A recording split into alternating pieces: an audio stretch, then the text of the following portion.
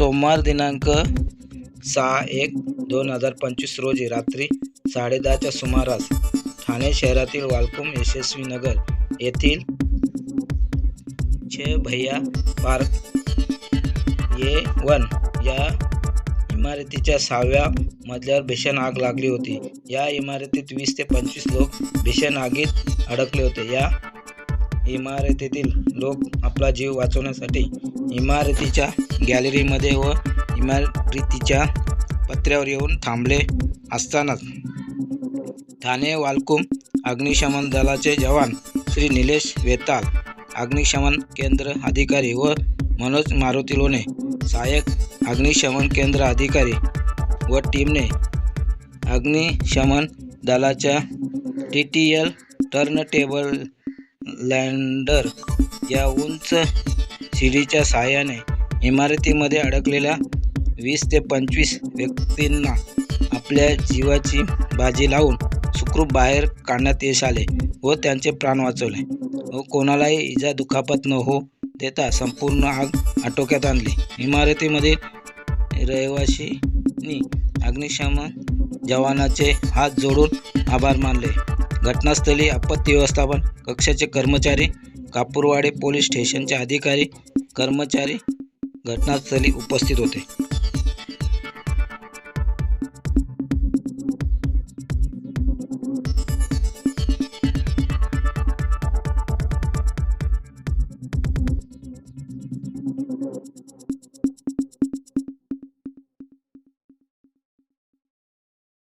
अडकले होते 5th फ्लोअरला।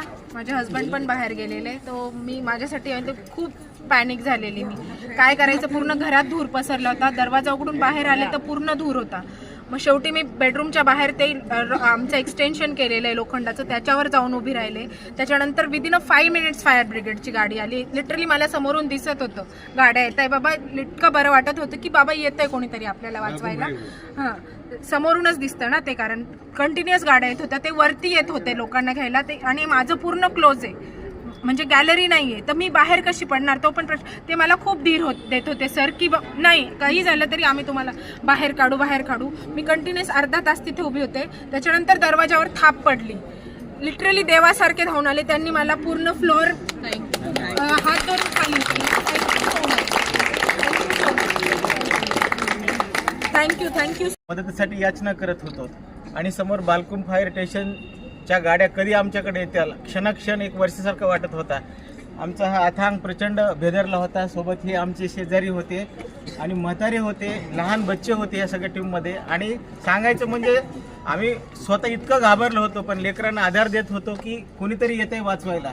रस्त्यावरून जाणाऱ्या येणाऱ्यांनी सांगावं फायर फायटर्सला, आणि तितक्यामध्ये फायर फायटरची जेव्हा गाडी आमच्या दिशेनं वळली तर बरंच काही वाटलं की आता कोणीतरी आपल्यासाठी वाचवायला येत आहे। परंतु आल्यानंतर सुद्धा फायरच्या शिड्या आमच्यापर्यंत पोहोचायला झाडांनी अडचण येत होती आणि एक क्षण वाटत होतं की तुम्ही पटकन या, आमच्या आयुष्याचा आता शेवटचा क्षण आहे। मी इतका इमोशनल झालो की मी शेवटचा क्षण असा मोजत होतो। माझा छोटा बच्चू थरथर कापत होता, सगळे घाबरले होते, ह्या आमच्या बहीण आमचे शेजारी सगळे। आम्ही आता शेवटच्या कारण की आम्हाला श्वास I would really like to thank Balcom Fire Brigade because जब तक हम लोग ने सिचुएशन हमारे आँख के सामने ही स्टार्ट हुआ था, आग लगने से लेके, और हमने मेन डोर बंद किया और हम बालकनी साइड से आ गए थे। तब तक हमने देखा कि काफ़ी लोग जमा हो चुके थे और फायर ब्रिगेड भी आ चुकी थी टाइम पे। तो एक टीम हमने देखा कि वो आग बुझाने गई थी और दूसरी टीम हमें निकालने आई थी। तो दूसरी टीम में हम 5 लोग फंसे थे जो इधर थे, पतरे पे थे। तो लैडर के थ्रू हम 5 को इजीली बहुत अच्छे से रेस्क्यू किया। इनफैक्ट अंकल को तो लैप पे मतलब शोल्डर पे लेकर उन्होंने रेस्क्यू किया। तो इट वाज मतलब एक मिनट हमारे लिए डेथ के बराबर ही था। तो एज ही सेड कि आप लोग भगवान के जैसे ही हैं हमारे लिए, मतलब भगवान ही है आपको। Thank you so much. The best part was आप लोग सिर्फ आग नहीं बुझा रहे थे, एट द सेम टाइम आप हम लोग को भी बचा रहे थे। तो वो दोनों चीज एट अ टाइम इतना मतलब स्टेबल माइंड में आप लोग काम कर रहे थे, दैट वाज रियली कमेंडेबल। और थैंक यू सो मच, दिल से बहुत बहुत थैंक यू आप सबको।